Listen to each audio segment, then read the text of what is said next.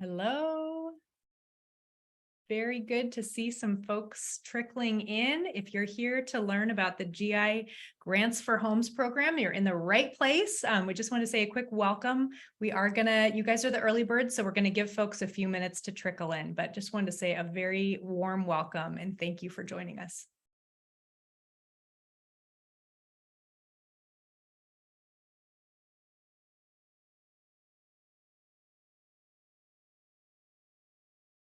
If any of our early birds want some extra credit, I'm not saying that this is going to boost up your application, but if you want extra credit, feel free to introduce yourself in the chat with your first name, your neighborhood, and if you want extra bonus points, you can put in your favorite plant name. So just if folks want to, since we won't have time for big full introductions, I welcome you to introduce yourself in the chat.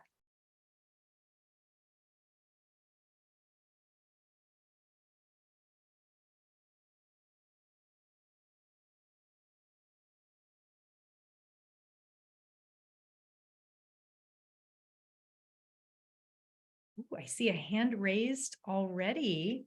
I'd be happy to take a question. Let me click allow to talk. Okay, Jim, you are up. The chat is disabled. Oh dear, thank you for mentioning that. Go ahead and I would say go ahead and put your name in maybe in the Q&A box. Does that sound good to my teammates here? Q&A, okay. Yeah, thank you so much for pointing that out. Sorry about that.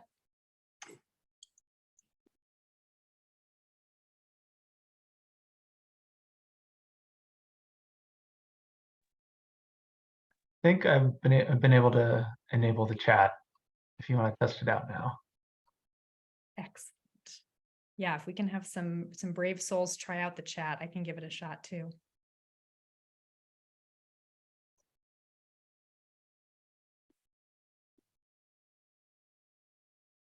Okay, we're starting to see folks coming through. That's great. Wonderful.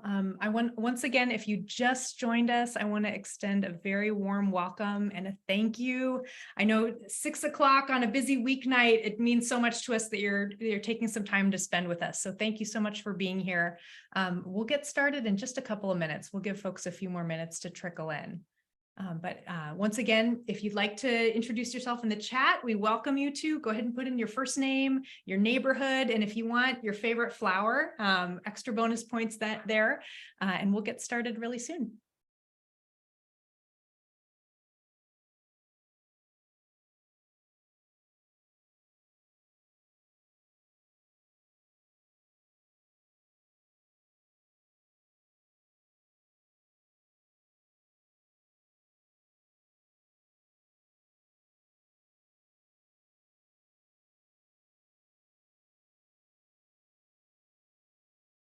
I'm loving reading about these favorite flowers. Thank you, guys.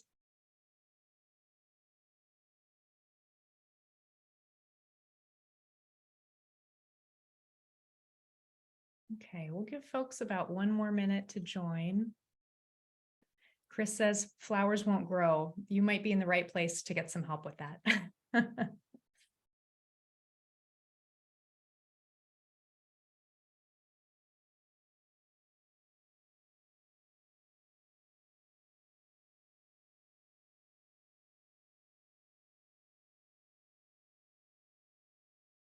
Wonderful. Okay, so once again, if you've just joined us recently, you're in the right place. If you're here to hear about the Green Infrastructure Grants for Homes pilot program through the SFPUC, and we'll get started here in just a minute, and welcome.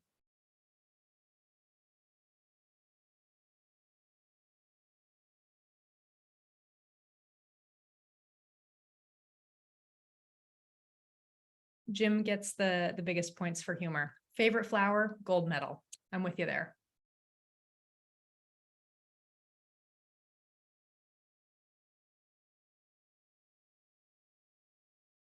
Okay, well, I think we've probably hit a critical mass here. I've seen the numbers kind of hold steady at this point. I want to say again, very warm welcome to everybody who's joined us for the San Francisco Public Utilities Commission virtual workshop to talk about a brand new pilot program. It's the Green Infrastructure Grants for Homes program. With this program, we're on a mission to not only reduce stormwater runoff that's entering the sewer system, but also to help customers reduce their stormwater service charge, and also help us hopefully learn about how to run a really great program if this does end up scaling up into a full citywide residential program. So we've got lots of great goals tonight and a lot to cover. So I will go ahead and get us started. So first off, again, just want to say a very warm welcome. Thank you to everybody who has introduced themselves in the chat. I'm really enjoying seeing those come through. For those of you who haven't had a chance, if you want to pop in your name, your first name, your neighborhood, and your favorite flower, please feel free. Send that message to everybody if you would. And I want to just start off by introducing myself and the team that's here with me today. My name is Rose Jordan. My favorite flower is a rose, obviously. No, favorite. Gosh, there's so many good ones. But I'm filling in tonight for my colleague, Nicole Laumer, who many of you have gotten a chance to correspond with over email so far. We represent Greenprint Partners. We're a mission-driven firm that's administering the pilot program in partnership with the SFPUC. I'd like to pass off the torch to my friends here from the SFPUC to introduce themselves. And if I may, I'd love to start with Will. Yeah, hi everyone. Thanks for being here. I'm Will Logston. I'm a watershed planner with the SFPUC. And I guess my favorite flower, man, how about a tiger lily? I'll pass it over to Sarah Bloom. Hi, everyone. My name is Sarah Bloom. I'm also a watershed planner here at the PUC. And my favorite flower is a sunflower. I'll pass it to Meg. Hi, everyone. My name is Meg. I'm currently interning for the San Francisco Public Utilities Commission. And my favorite flower is, sunflowers are pretty good. I think I love like snapdragons though. Excellent flower choices. And speaking of Meg, she is going to be your point of contact. If you run into any technical issues, if my voice suddenly goes away or gets garbled or whatever, go ahead and send Meg a message in the chat and she'll do her best to help you out throughout tonight's webinar. So let's just do some quick housekeeping. We'll get the boring stuff out of the way. First, I want to let you know this webinar is being recorded. So I don't want you to feel like you have to scribble down fast and furious notes. We're going to have a full recording in about a week. Give us about a week to get that online. We're also going to make available a PDF of the full slide deck so that if you're more of a reader, we've got you covered. The warning is, because we want all the information to be available on the PDF, a few of my slides are a bit text heavy, so you're just going to have to forgive me for that. But I want to make sure everybody has the information that they need. If you have questions during the presentation, I want to let you know we're going to leave plenty of time at the end to do some live questions, but I don't want you to feel like you have to wait. So at any point during today's session, you can pop your question into the Q&A box. The team here is going to do their best to answer as many of them as they can as we go along. And then any that we don't get to, typing out, we can answer live at the end. You're also welcome to email us. I'm going to show you the email address on the last slide. And we'd love to correspond with you. We're also going to have a few fun polling questions scattered throughout. So if you'll bear with us, if you have a cell phone handy, or you can't see it, there we go, cell phone handy or with your laptop, I'll get you onto a little website where we can do some live polling questions as well, just to keep things fun. Okay, so what are our goals for this evening? We have a few learning goals for the workshop tonight. Number one, I want to make sure everybody here feels like they've got a good handle on what the pilot program is about and what it can and cannot fund. That's the basics, right? I want you to understand why it was created in the first place. What is our purpose and intent? I want to make sure you get every single one of your questions answered to the extent that we can. And then finally, my personal goal is that everybody who's attending tonight feels equipped with the knowledge that you need to make a really informed decision about whether this pilot would be good for you and for your household. So those are my goals tonight, and I hold me accountable if we don't get to all of those. So to get there, here's our agenda for this evening. We'll do an introduction to the San Francisco Public Utilities Commission. We'll discuss the why behind the program. We'll talk about what green infrastructure is, some of the big problems that it can really help our city address. And then finally, we're going to dive into the program itself, both 10,000-foot view, but also the nitty-gritty fine print, because the devil's in the details, right? And then lastly, we'll wrap up with your next steps if you want to move forward, and we'll work to answer all of your questions. So hopefully that sounds good, and will keep us moving. Okay, so in just a second, you should see on my screen a Slido poll. If you're willing to humor us, pull out your phone to scan the QR code by opening up your Photos app or your camera app, or you can just visit slido.com. That's SLIDO.com. And when you get there, either way, QR code or by visiting the website, you'll be prompted to fill in a 7-digit code. And I'll read that off for us. The code is 2467453. And that should be right there on the slide. So the first question, people are already responding. Woo! How familiar are you right now with green stormwater infrastructure, or green infrastructure for short? Number 1 would be like, I've never heard of it, and that's okay. And number 7 is for those PhDs out there who's like, I've studied this for 7 years. So we'll watch a few of those responses come in. We've got a good mix. We've got some green infrastructure experts here on the call today. And a lot of people who are saying, I know some things, but I'm ready to learn too. Okay, we'll wait another minute. I know it takes a minute to get Slido going. Beautiful. And this may not be a surprise, but we're going to ask the same question at the end just to see if anything changes. So we're right now coming in at a score of 3.9, and I think that's something to be proud of. Okay, I'm going to go ahead and move us forward. Thank you for everybody for humoring us with that. Okay, so as promised, first agenda item for tonight is to introduce you to the SFPUC. And to do this, I'd like to pass things over to Will from the SFPUC team to tell us a little bit more about what you do. Yeah, thanks, Rose. Yes, so the SFPUC, or San Francisco Public Utilities Commission, we're the water, power, and sewer utility for the city and county of San Francisco. We provide clean drinking water for about 2.7 million customers, both in San Francisco and in the broader Bay Area. We also generate clean power and provide electricity for San Francisco's municipal buildings and bus lines. And then finally, in an area near and dear to my heart, we operate and maintain the city's sewer system and wastewater treatment facilities. A little bit more about our sewer system. This is a look at our sewer system, and we happen to have a pretty unique sewer system for being a West Coast city. We have what's called a combined sewer system, and this means that the wastewater from our sinks, toilets, and showers goes into the same pipes as the rainwater and stormwater that comes off of the streets during storms. During most rainstorms, all of that water that runs off into the sewer system from hard surfaces like rooftops and blacktops and streets goes into the sewer system and is treated at one of our wastewater treatment plants before it's released into the ocean or to the bay. So this has a big water quality benefit for our surrounding water bodies. But as we saw last winter, sometimes the city experiences rainstorms that are so large, our sewer system just can't handle all of that extra water. This can result in localized flooding, and in some cases, the release of partially treated wastewater to the ocean or to the bay. And we know that storms will continue to get larger and more intense as our climate changes. And this is where green infrastructure comes into play. Green infrastructure is a set of tools that we use to capture, slow down, and filter stormwater to keep it from overwhelming our city sewer system. You can think of green infrastructure like a big sponge that soaks up the water when it rains. And as your sewer utility, we love green infrastructure because it gives our sewer system more capacity during those large storms.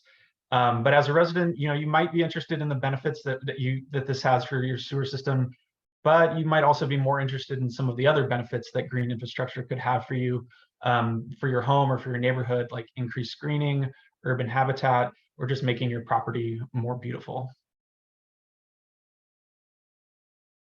And so a little more background on the SFPUC. So we've been working on building green infrastructure on public and private land for the last 15 years or so.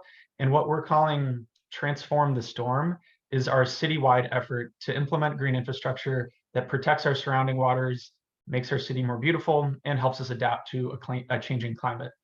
Today's topic will cover our newest program that's aimed at residential properties. However, SFPUC is also doing a lot more to implement green infrastructure. We have other grant programs for projects in the public realm or for projects on institutional properties like churches, schools, and parks.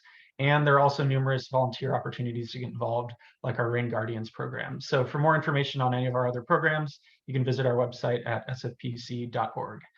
And now I'll pass it back to Rose to go through some example types of green infrastructure.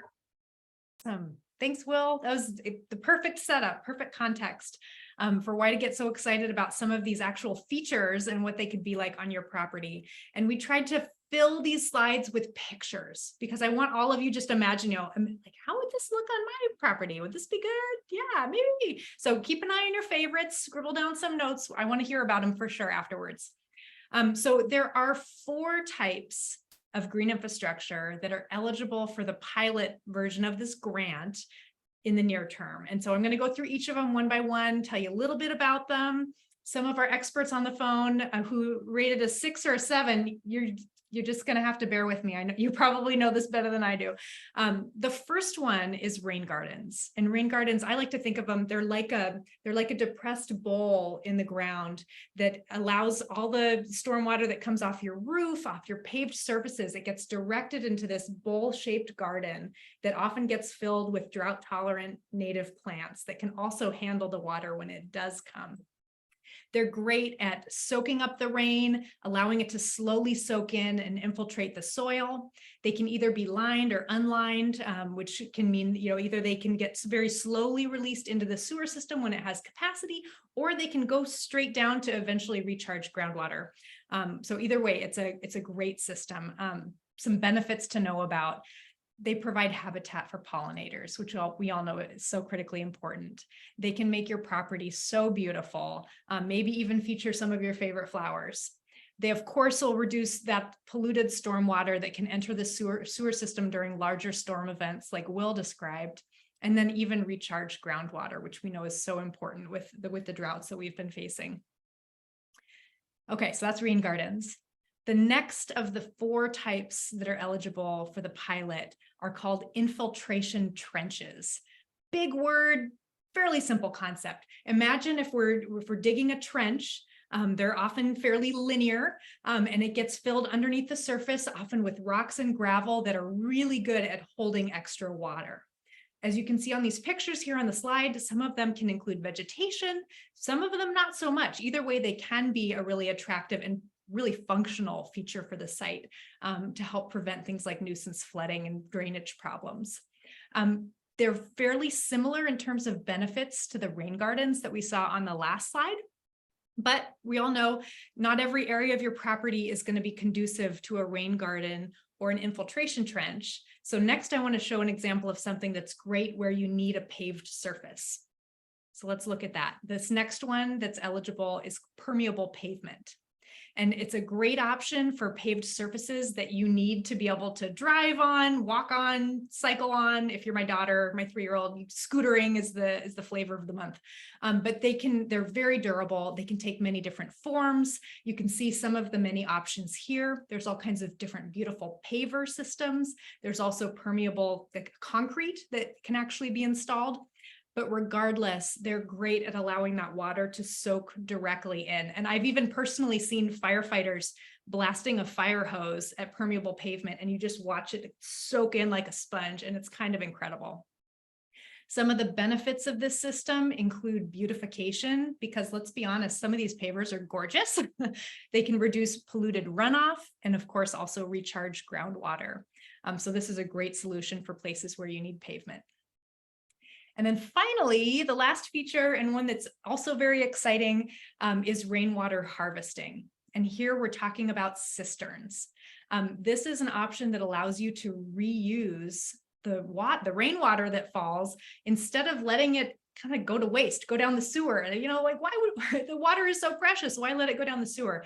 If you can, it's great to collect it. These cisterns are storage tanks that collect stormwater for non-drinking uses. Okay, so irrigation really is the name of the game here. They can be located above ground or even below ground, and they'll collect the water from rooftops, from your downspouts, from drains. And a few key benefits to know about is that you're getting to reuse that precious resource of water and reduce polluted runoff. So those are the 4 different features. If anybody wants to go back and look at these pictures more, we've got some on the website for the program, and we're happy to show them again at the end when we get to the Q&A, because I know, like, it really matters how these things can make your property really look stunning and beautiful, but also achieve the other goals. Okay. We're making great progress right here. We're only 19 minutes in. We've covered a lot of ground. If anybody needs to do jumping jacks or do whatever you need to do to stay awake, please do. We've got some more details to get to, though, in the meantime. So let's talk for a minute. I just want to recap the goals that we talked about at the very beginning for this pilot program. Because if you're going to come on this journey with us, we want you to know what you're getting into, right? So number 1 goal is to reduce the amount of stormwater runoff that's entering the sewer system for all the reasons that Will articulated. Another one that's a fairly new development is that this is a way to lower the stormwater portion of your sewer service charge. And the next slide will give a little bit more detail about that opportunity. And then you heard me mention earlier, another big goal is that we're going to help Greenprint, the SFPUC, and the homeowners who participate in the pilot. We're going to help the SFPUC get some real hands-on learning about what this program could be like if it scales up. And so we're really looking for people who want to partner with us on that learning journey and are willing to be a little bit patient and really collaborative as we're learning. Okay. So let's talk for a minute about stormwater credits. So the new deal is if you implement green infrastructure on your property, you could be eligible to receive a credit on the stormwater portion of your water and sewer bill. There's more information on the website. I've got it on the side of this slide. I think that's on the right. So you can read more about it in detail. But for now, I just wanted to highlight a couple of key things. Once you are eligible for the credit, I want you to know that you will need to continue to apply for the credit and maintain the green infrastructure to continue to be eligible for it. So it'll be an ongoing process year over year to make sure that everything's still performing properly so that you can continue to receive the credit. That also means the second bullet here is we'll need to have some kind of proof of maintenance to ensure that things are functioning the way that they're designed to function. So this could include scheduled visits, site visits, just to make sure everything's still working. And then the third thing is really good news. We're going to provide all the training that you need to properly maintain the features, whichever ones end up being the right fit for you and for your property. I want to note that the process for applying for the credit will be your responsibility after the pilot is complete. Currently, anybody with green infrastructure features on their home is eligible to apply for that credit. I can't give you details today about what exactly the dollar amount would be. That's got to be on a case-by-case basis, but you're welcome to reach out to us if you want more information. Okay, so that is just a quick primer on that topic. The next topic that I want to tackle together is about the minimum eligibility criteria, because I know that's of interest to everybody on this call. The pilot at this stage only has space for about 8 to 10 projects. So they're going to be chosen from the pool of folks who say that they're interested, but who also meet the set criteria for that minimum threshold for the pilot. Number one, you've probably seen this on the website. You may have seen it in an email so far. We need folks to be, for this pilot, living in certain zip codes that are listed here on the slide. The second criteria is that folks have to live in either a small apartment or in a single family home with a parcel size that's 6,000 square feet or less. The final thing is a minimum threshold is that we need you to have an active residential service account with the SFPUC in order to be qualified. So those are the 3 criteria. Again, things could open up, certainly from the zip code perspective, they could open up if this does scale to a full citywide program, pardon me.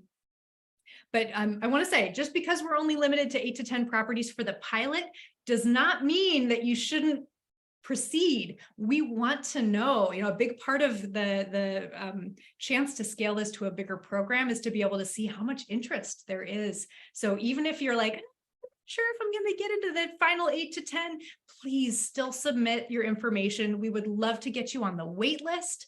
We'll proactively reach out to us if you tell us that that's okay, if this does expand for the future. So just wanted to make that clear. Please do sign up if you're interested. Okay, so once we have a pool of potential properties who filled out an eligibility assessment, I want you to know a little bit about how we're going to go about selecting those final 8 to 10. And the name of the game here that I want everybody to remember is we are really looking for people to apply who are committed to going into this learning process with us. There'll be conversations about how things are going. There will be ongoing chances to check in, give us feedback. This is going to be the first time that we're doing this residential pilot. So we're really looking for homeowners who are excited and motivated to go on this learning journey and really participate. If you're willing to show up with us, we're going to show up with you to listen and hear how things are going. The other critical thing for learning so that we can eventually hopefully scale this up is that we need a lot of different project types. Ideally, we're looking to find a portfolio of homes that have different soil types.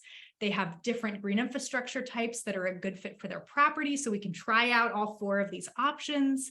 They're in different zip codes, even maybe different elevations. So our team is tasked with really trying to have a thoughtful look at this criteria. Now, we are going to be evaluating folks on a first come, first served basis once the eligibility assessment is submitted.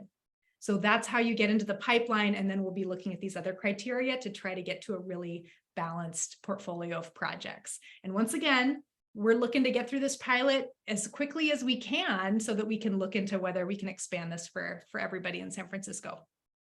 Okay. That was a lot of information really fast. Hopefully that sunk in, and that you can appreciate the kind of what we're going for in looking for these good partners. Okay, let's get into some details of the pilot so that for folks who do end up becoming one of those 8 to 10 homeowners on this learning journey with us, I just want to level set some of the expectations right off the bat. And there's 4 key things to highlight on this slide. The first one is really good news. This program is going to be completely free there's no cost to you to participate in the pilot. The only potential costs that you will experience is any cost you incur in the future to maintain your green infrastructure over time. Okay. Second is that the project types really are limited to those 4 that we looked at. Those are the 4 that are eligible for the pilot, and we are going to stick with that for this pilot's purposes. The third one is that you'll be working with me, my colleague, Nicole Laumer, who many of you may have already seen an email from, will be kind of your point of contact as we're going through, and we'll walk through. Our goal is to provide excellent customer service and make sure you're having a fabulous experience and having some fun along the way. So we'll be kind of your point of contact to help you through. And then finally, another important detail is that we are going to issue the payments upfront to pay for your construction costs. So we're not asking you to front any of the costs for construction. It's not like a reimbursement-based program, which is great news. It's not always the case for residential programs. So you'll once you're totally approved and your application is approved with the SFPUC, we will pay 50% of the cost estimate upfront so that you can pay a contractor, and then we'll pay the final 50% at the end after we've verified that the green infrastructure is performing as designed. Okay, and I promised you some fine print. One of our goals is to make sure that everybody who participates feels like they are coming away with the information they need to make a really good choice for themselves and their family. So a couple things we want you to know right off the bat is that, number one, if you are a recipient of one of these grants, that counts as taxable income. It may be taxable. It's going to be, based on your particular scenario. What we'll do is at Greenprint, we're going to issue a 1099 form to anyone who's participating and receiving a grant. And then the homeowner will be responsible for finding out if a tax liability exists in their case. So we want to make sure that you're thinking ahead about the tax implications of participating. Number 2 is about timeline. Now, I told you our goal is to move through this pilot phase quickly, get these projects in the ground, have some stupendous photographs, so all of the great before and after photographs, right? But we want to make sure people know up front, there will be factors outside Greenprint's control, outside the SFPUC's control, and maybe even outside your contractor's control. So just be aware that it's possible, although the goal is to go fast, and they certainly can go very fast, there may be issues related to weather, to the availability of materials, if a permit is required. So some flexibility on timing is encouraged, just so that everybody has a really smooth experience. Okay. Next, I have a little fun activity for us, just to make sure you're still listening. I'm gonna track participation rates on this poll. If you can open back up your Slido poll, and I want to know in a ranked list, which of these following criteria is the most important part of the pilot for you personally. And the choices that you can rank are supporting pollinator habitat, decreasing your stormwater fees, beautifying your property, and reusing rainwater for irrigation.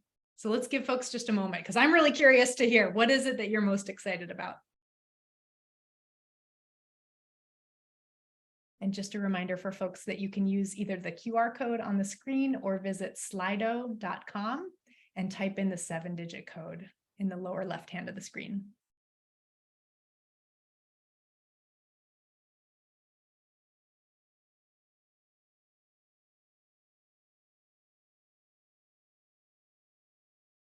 This is great. So far, reusing rainwater for irrigation is coming out on top. Yeah. But not far behind, supporting pollinator habitat and beautifying properties. Beautiful. Okay, we'll give folks just another minute.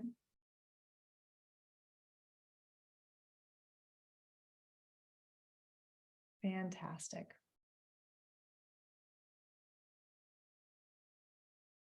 Okay, I'll give you another 10 seconds and then I'm going to go ahead and move us forward.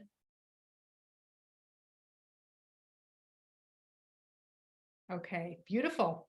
You stuck the landing. Reusing rainwater for irrigation. So we expect some real interest in cisterns, which is such a great solution. Okay, so we've covered a lot of ground very quickly. Stick with me a little bit longer. I want to make sure people leave understanding the basics of the pilot program so that you're really comfortable, that you know what's going to happen, you know what to expect, and hopefully come up with some great questions for us at the end. So there's 5 basic steps that we're going to take that 8 to 10 participants through, all the way from the beginning where you're expressing interest through the end when you're maintaining your beautiful new rain garden or cistern or what have you. So let's take these one by one. The first step, expressing interest, is where you are right now.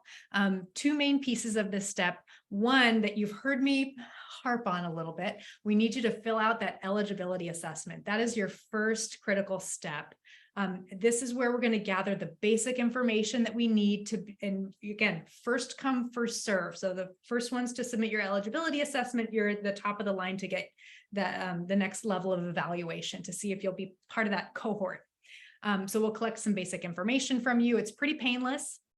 If you do qualify, we find that you qualify and you're one of the top people to kind of move forward, our next step is going to be to reach out to you. My colleague, Nicole Laumer, is going to set up a consultation call one-on-one so that we can get all of your questions answered and make sure that we're here to support you at every step of the way.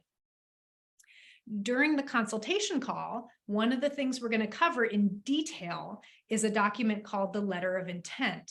This is basically a way to show us and really demonstrate to us that you are committed to moving forward, that you've read all of the fine print, you're comfortable, and you understand what you're signing up for. So that will be kind of the next step, is to sign that letter of intent. And it's a great chance for us to just make sure everything is crystal clear and comfortable.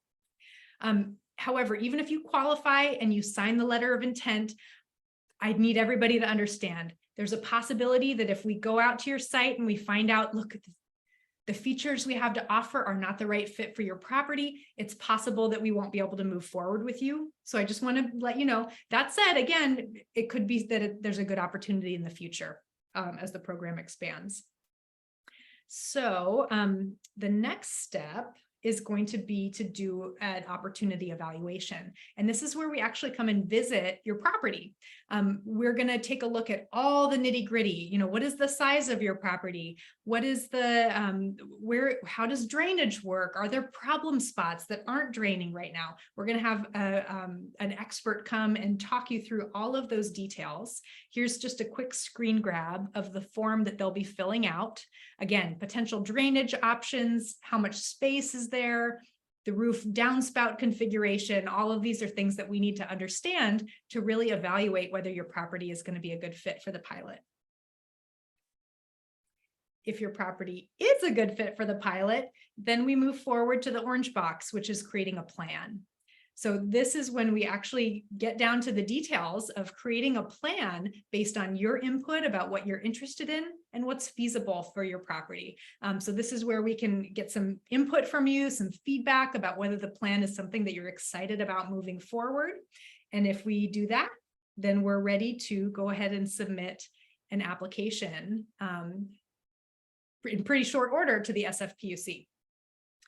So as soon as we've got that evaluation done, if it's a green light, we're going to have you yourself go out and request bids from contractors who could actually do the installation process. So the people who participate in the pilot will be responsible for requesting bids. We will provide through the SFPUC a vendor list and some tips for comparing prices. And we really do recommend that you get at least 2 bids for your project so that you're making sure that you're getting the best possible value. After you secure the bids, if they look good, our team is going to help you at Greenprint to prepare your application package for the SFPUC, because all projects will need to get approved. And I want to be clear, we have limited funds available to do these grants. So we'll need to, work really hard to make sure that we can accommodate as many folks as possible with the funds that are available. And then SFPUC will review your application. Upon approval, we'll go ahead and release that first 50% of funds to help pay for the installation. You can pay your contractor and construction can begin.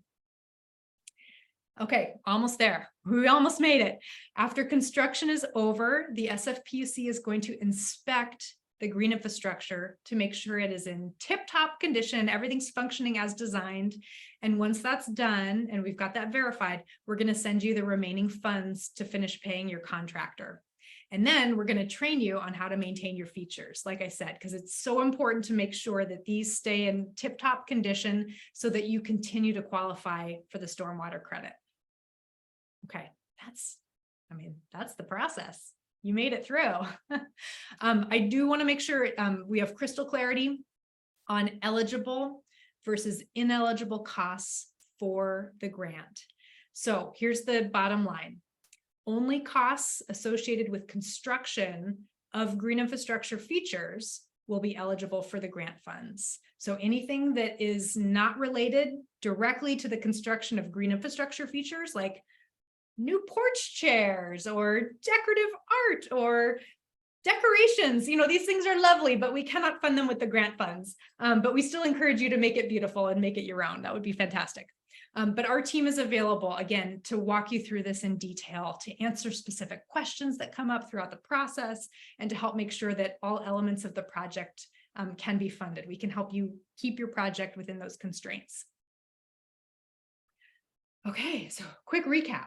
We covered a lot of ground very quickly. We know why the program exists, the basics of what participation looks like, who qualifies and who doesn't, and how we're going to go about selecting that cohort of 8 to 10 projects, and all the phases with probably too much detail. I'm sorry. All the phases that you're going to go through if you are one of our participants. So now what? What do I do now? Well, the answer is very simple. Fill out that eligibility assessment. That is your next step. And I promise you the upcoming slide is going to have the QR code and the URL. And I'm betting that many of you on this call have already filled it out because you guys are on top of it, I can tell. So the deadline to complete that eligibility assessment is September 14th at 5 p.m. But I really encourage you not to wait. If you're ready to fill it out, please do it now, because it's going to be first come, first serve on that eligibility assessment.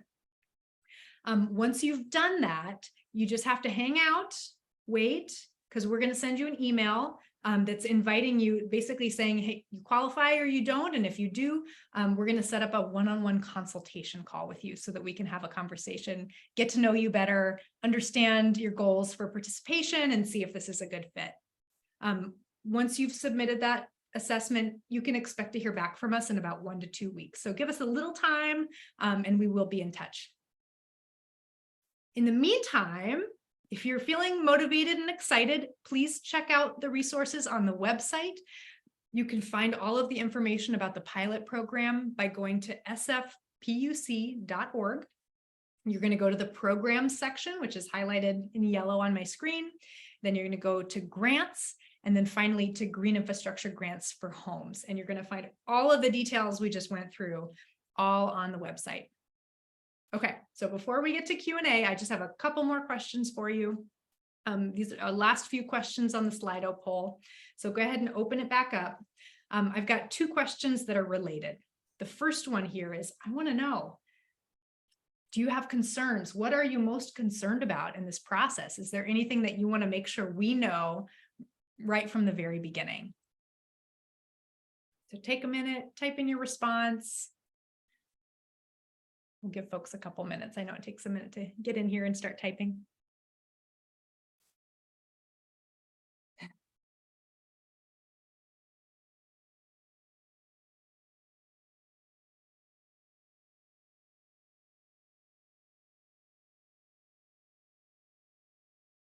Okay, while folks are still typing, I'm going to address one of these questions right away.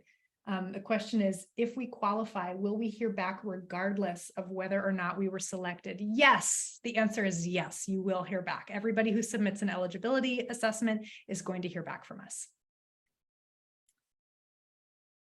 Okay, we've got some great input here.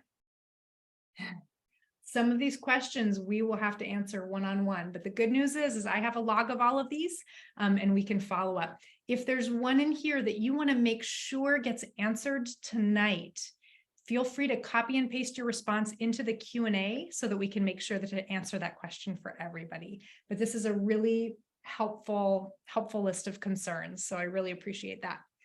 The next one is the opposite.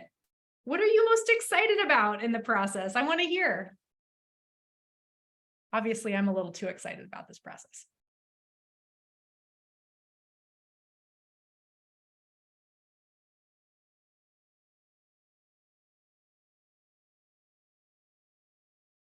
Yeah.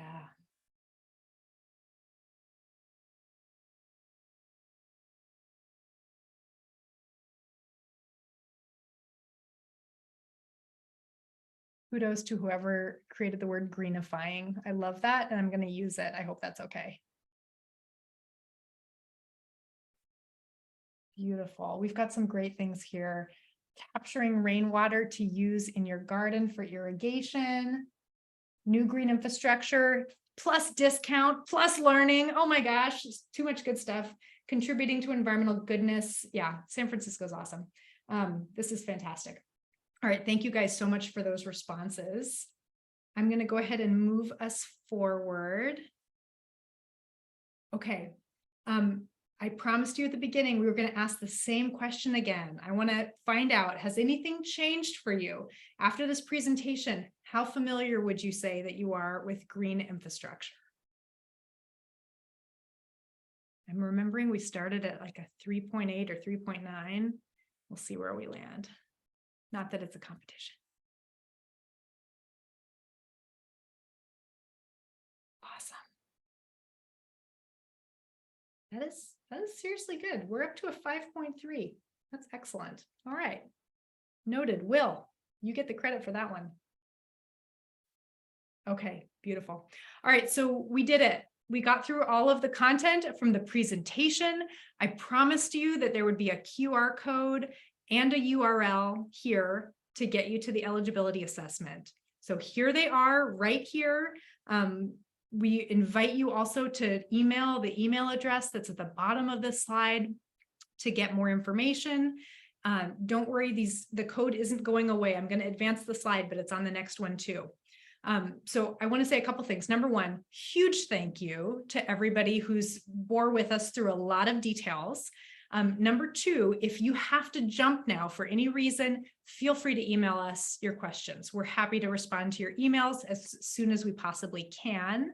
And then the third thing is just to say we can now open it up for Q&A. And I need just 1 minute to check out the Q&A box, so bear with me. Rose and Will, we have one question we were going to save for a live answer from Tom. He had a question around what are some things that could make your property ineligible at a site check or site visit? Great question. I don't know, Will, would you Yeah. like to tackle that one? Yeah, I can give that one a shot. Yeah, so during the site visit, we'll be looking at different things on your property, like the locations of pipes that collect water from your roof and bring that water, down eventually into the sewer system. And so, let's say, for example, like you wanted to do a rainwater harvesting system. That would mean that we would need to find that pipe and reroute it so that we can get that water into some type of cistern or rain barrel. But in some cases that just might not be feasible. The pipe might be located somewhere in the middle of your home, and we wouldn't be able to reroute that pipe, through your house all the way out to the backyard or something like that. So in some cases there might just be, architectural elements of your house or just limited space. We just aren't able to come up with a design that works for both your property and for your preferences. Like, or for example, maybe in that case we could offer something like permeable pavement might be an option, but if you're not interested in that, then it might just be a situation where we're not able to come up with something that's feasible. Thank you for that. Great.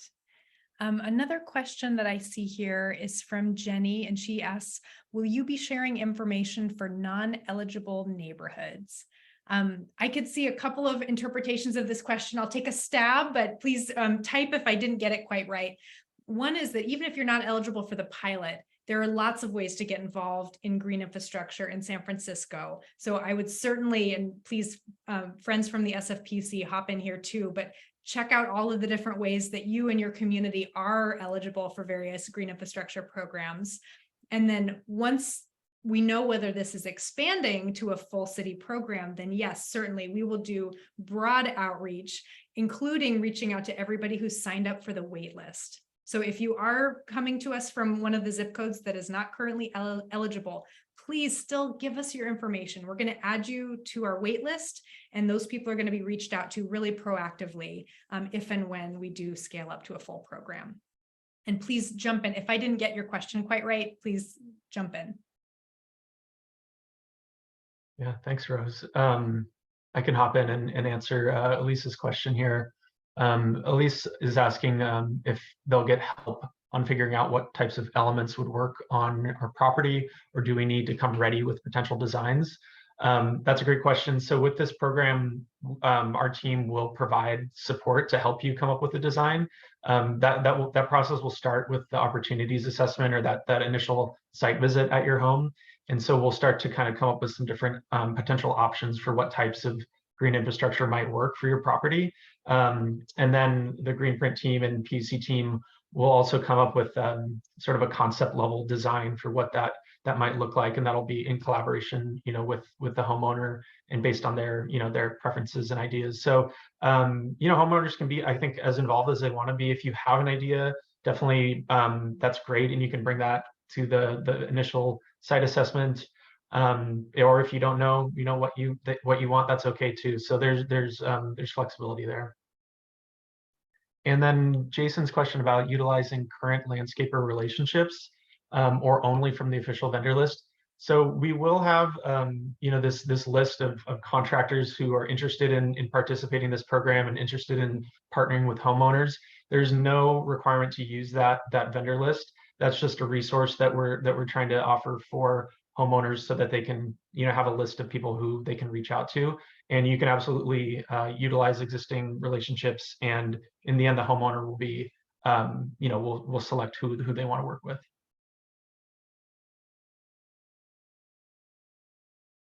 Ooh, Will, do you want to take this next one? We have somebody saying that they live in a liquefaction zone. Will rain gardens or permeable pavement or anything that puts more water into the soil increase the chances of liquefaction? Yeah, that is a great question. It gets very technical there, but so liquefaction are areas of San Francisco that have soil types that can cause structural issues during earthquakes, for example. And so yeah, in some cases that would be an area that we may not want to put more stormwater into the ground that could cause potential issues with the foundation or other issues with the property, especially if it's on a steep slope or something like that. So that's a great example of something we would look for during the site assessment. And one of the folks on our team is a geotechnical engineer that will be reviewing for things like that. And so, if it is a situation that's a liquefaction zone and we don't, that professionally don't think that that's an appropriate place to infiltrate stormwater, we would propose a different type of green infrastructure. Either in some cases, we can actually put an impermeable liner beneath the rain garden. So instead of letting that water soak into the ground, it will just kind of collect it and then slowly let that water drain back to the sewer, which still has some benefits. Or another option would be like a rainwater harvesting system that doesn't require any excavation. Beautiful. Another question here from Jim. If we don't qualify, what upgrades would be possible to invest in financially? Yeah, I mean, I would say, a lot of these, a lot of our program resources might still be relevant for you if you're in a zip code that's outside of the pilot program. And so, those could be utilized to start conversations with contractors if you're looking at investing in something yourself. Alternatively, staying in touch and following the, like Rose said earlier, following the pilot program. If and when we expand the program, there might be opportunities for participation later on. Great. A question from Jenny of what are some types of underground cisterns? Yeah, I mean, I think underground cisterns, I guess different types. There aren't too many. I'm not sure. I guess they're large and small. It's kind of different scales, but in most cases, an underground cistern is kind of it is what it is. It's going to be buried beneath the surface. Is going to be designed to just retain that water for reuse. I think for this program, underground cisterns are normally something you might see in larger, maybe like institutional properties or like private redevelopment and larger new construction projects. For example, like under a new parking lot, they might put an underground cistern to retain a really large volume of stormwater. I think for this program, we will most likely encourage above ground cisterns. It's going to be easier to construct. It will probably make more sense for residential application. And you don't have to work against gravity when you want to water your plants. Exactly. Yeah. Then, when you want to grab your hose and water your plants, hopefully they'll be gravity fed and won't need to pump that water anywhere. Are there folks who want to ask a question but don't want to type it out? We want to welcome you. You can raise your hand. I'll make sure you get unmuted, and we'd love to hear your voices as well. Another question here is, does the program cover landscaping with native plants? Yeah, so that is an eligible cost if that native landscaping is part of a rain garden. So it has to be, some type of system that's designed to capture stormwater. So we wouldn't fund, for example, if you already have like a lawn in your backyard and you just want to replace that lawn with native plants, that's not exactly green infrastructure. We need to also have sort of a source of stormwater that we're capturing and routing to that rain garden. So it's both the green infrastructure facility itself, and then some area on the property that's producing stormwater runoff that we're rerouting and capturing. So there's a little more kind of exploration that we need to do to find those areas, and that's part of that initial site assessment will help identify those areas. Beautiful. So once again, an invitation, if you would like to digitally raise your hand, you can use the raise a hand feature. I'm happy to unmute you. That's all the questions that we have currently open in our question panel, but we're going to stay here in case something occurs to you. And again, I really hope everybody feels comfortable and confident. Ask all of your questions here. We're here for you. We're excited to help and just so grateful that so many people are interested in this program and interested in moving forward.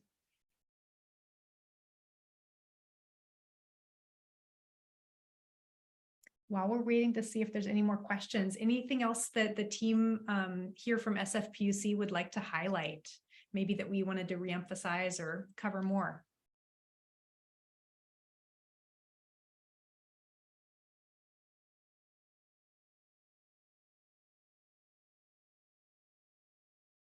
No, I can't think of much. You know, just that we're excited to be launching this new program, and yeah, we look forward to hopefully working with some of you, and we really appreciate you know, the interest in this program. Beautiful. Okay. Thank you, everybody. Again, I just want to say huge thanks. You guys have been phenomenal participants. You're asking excellent questions. We can't wait to see those eligibility assessments come through. And then my colleague, Nicole, has already told me she's so excited to get on the phone with folks and start meeting you and embarking on this journey together. And we have more questions. Yay! Okay, let's see. From Jenny. Are permeable pavers only for groundwater capture, or is there a way to use them to route water to a garden? A good question. Yeah, usually permeable pavers are kind of designed to just collect the water that falls on them during a rain event. So when it's raining, that water basically just from the sky will fall on the pavers, and that water will soak right into the ground. And so normally we're not trying to like capture and reuse that water. But you know, there could be some creative ways of designing that in a different way.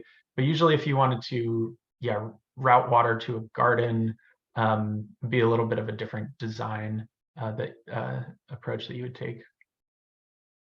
Beautiful.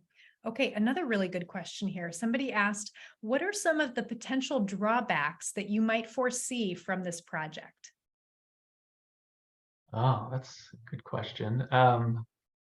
Yeah, I mean, I think, you know, just being upfront, I think that we want to make sure that folks are aware of, you know, the potential tax liability issue, I think is a big one that comes to mind that might be a potential like financial drawback.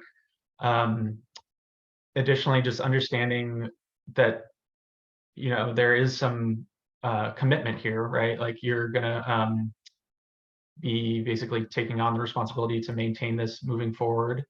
And, you know, another, I guess, drawback is just like participating in a pilot program. You know, this is something that's new for San Francisco, and just understanding that and being willing to work through, you know, unforeseen issues that come up with this being just brand new, whether they're, you know, technical issues or permitting, like project delays, things, you know, things happen, and we just want to be upfront that and acknowledge that, you know, with any construction project, that kind of, you know, that kind of thing can happen.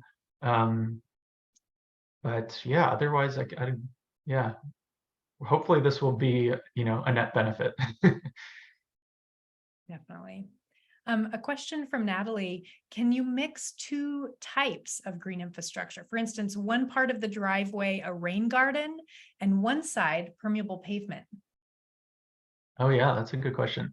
Definitely, yeah, we could definitely support multiple types of green infrastructure on one property.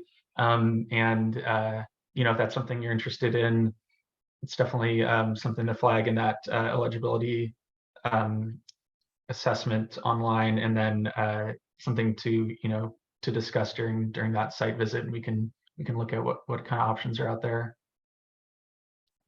Thank you. And then another question from Jim, that San Francisco seems unique in its soil variety as compared to other cities, no? Yeah, absolutely. And that is that's a big reason why we selected the zip codes that we did for this pilot. We're hoping to, you know, with this pilot, collect as much information as we can and get an understanding of how green infrastructure works on residential properties in a variety of soil types.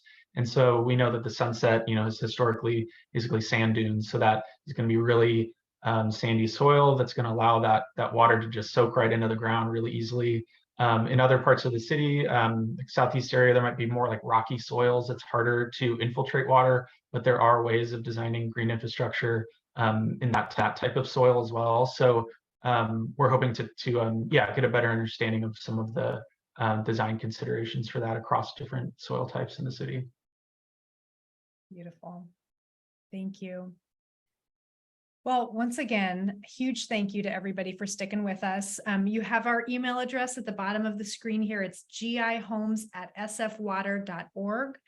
We are also going to be doing a second webinar September 13th at noon. If you want to tell all of your friends and neighbors in your zip code, we would love to have them join us then.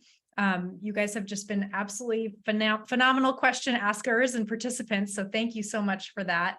And again, any questions that you have, we're here for you. We're really excited to connect with you. Anything else from SFPUC before we kind of wrap up? No, just again, thank you all for your participation, and we really appreciate it. Awesome. Okay, we'll get these slides posted. We'll get the webinar recording posted. Give us about a week to do that. And again, we're really looking forward to working with you. And with that, I want to say, everyone, have such a great evening, and we'll be in touch soon. All right, everybody. Thank you.